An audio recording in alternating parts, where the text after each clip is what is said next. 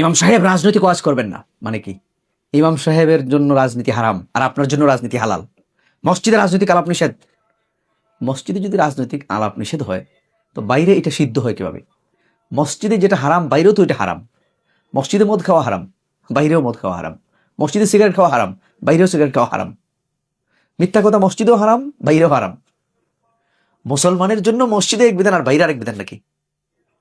আপনি আমি যদি নিজেকে মুসলমান মনে করে থাকি, রাজনীতি যদি এতই খারাপ জিনিস হয়, এত অপবিত্র জিনিস হয় যে মসজিদে রাজনীতি করা যাবে না, তাহলে ওই রাজনীতি আপনি করেন কেন? রাজনীতি তো একটা খারাপ জিনিস, এজন্য আপনি চাচ্ছেন না এটা মসজিদে হোক। তো মসজিদে যে খারাপ জিনিস করতে পারে না একজন মুসলমান, একজন মুসলমান হিসেবে বাইরে কেমনে ওই খারাপ জিনিস সে করবে? আপনিই তো বলতেছেন মসজিদে রাজনৈতিক আলাপ নিষেধ, মাহফিলের মতো পবিত্র জায়গায় রাজনৈতিক আলাপ নিষেধ। তার মানে রাজনীতি একটা অপবিত্র জিনিস, নাপাক জিনিস। তো ওই নাপাক জিনিস আপনি কেন করবেন? আপনার জন্য তো এটা হারাম। আর মসজিদের ভিতরে হারাম হওয়ার কারণে বাইরেও তো এটা হারাম। আসল কথা হচ্ছে হারাম না, রাজনীতি এটা একটি ফরজ ইবাদত। যখন এটি যখন এটি আল্লাহর বিধান অনুসারে হয়, আর যদি এই রাজনীতি আল্লাহর বিধানের বাইরে গিয়ে হয় তাহলে এটা কুফরি কাজ। সুতরাং রাজনীতি শরীয়তের এক গুরুত্বপূর্ণ বিধান, যেটা সরাসরি ফরজ বিধান। কারণ এই রাজনীতি ছাড়া, এই রাষ্ট্র ছাড়া আপনি কোরআনের অনেক আয়াত বাস্তবায়ন করতে পারবেন না। কোরআনের মধ্যে আছে ওয়াসসারিকু ওয়াসসারিকাতু ফাকতাউ আইদিয়াহুমা, চুরি করলে আইন হলো হাত কাটার বিধান। তো হাত কাটার বিধান আপনি রাষ্ট্র ছাড়া বাস্তবায়ন করবেন কেমনে? রাষ্ট্র ছাড়া, রাজনীতি ছাড়া মানুষকে সুদ থেকে বাঁচাবেন কেমনে? পুরো রাষ্ট্রের কেন্দ্রীয় ব্যাংক হচ্ছে সুদী ব্যাংক।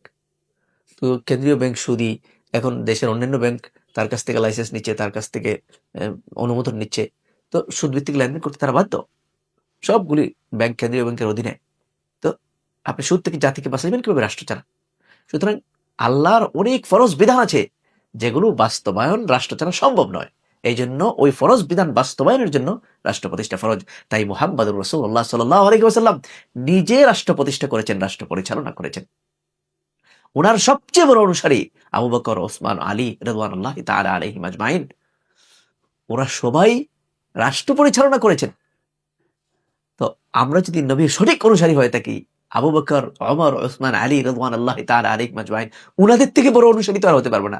তাহলে উনার মতো নবীকে অনুসরণ করতে হলে নবী সাল্লাল্লাহু আলাইহি ওয়াসাল্লামকে অনুসরণ করে সাহাবায়ে কেরাম যেভাবে রাজনীতি করেছেন, রাষ্ট্র পরিচালনা করেছেন, আমরা যদি নবীর উম্মত দাবি করি, তাই ওই সাহাবীদের মতো নবীকে রাজনৈতিক জীবনে অনুসরণ করতে হবে। নবীর রেখে যাওয়া আদর্শ অনুযায়ী রাষ্ট্র পরিচালনা করতে হবে, তাইলেই নবীর পারফেক্ট উম্মত। কারণ নবীর চেয়ে ইসলাম বেশি আপনি বুঝেন নাই। নবী মদিনায় বসে, মসজিদে নববীতে বসে রাষ্ট্র পরিচালনা করেছেন। আপনি এখন উল্টা কথা বললে তো আপনি নবীর উম্মত থাকবেন না। আপনি নবীর থেকে বেশি বুঝছেন নাকি দিন? তো আপনি নবীর বিরুদ্ধে কথা বলেন কেন? নবীর আদর্শ হচ্ছে মসজিদে বসে রাষ্ট্র পরিচালনা করা। রাষ্ট্র রাজনীতি করেন, এগুলো আল্লাহর বিধান অনুযায়ী করলে এটা একটা ফরজ ইবাদতের সওয়াব আপনি পাবেন। কারণ এই রাজনীতি রাষ্ট্র সংক্রান্ত কার্যক্রমে আল্লাহর আইন জমিনে বাস্তবায়ন করে, যেটা হলো আমাদের জন্য ফরজ দায়িত্ব। এটা করলে আপনার জন্য বিরাট বড় সওয়াব হবে এবং পরকালীন মুক্তির পথ আপনার নিশ্চিত হবে। দুনিয়ার কল্যাণও নিশ্চিত হবে আল্লাহর আইনে রাষ্ট্র পরিচালনা করলে, রাজনীতি করলে। এবং এটার দ্বারা শুধু আপনি নিজে উপকৃত হবেন না, গোটা সমাজ উপকৃত হবে।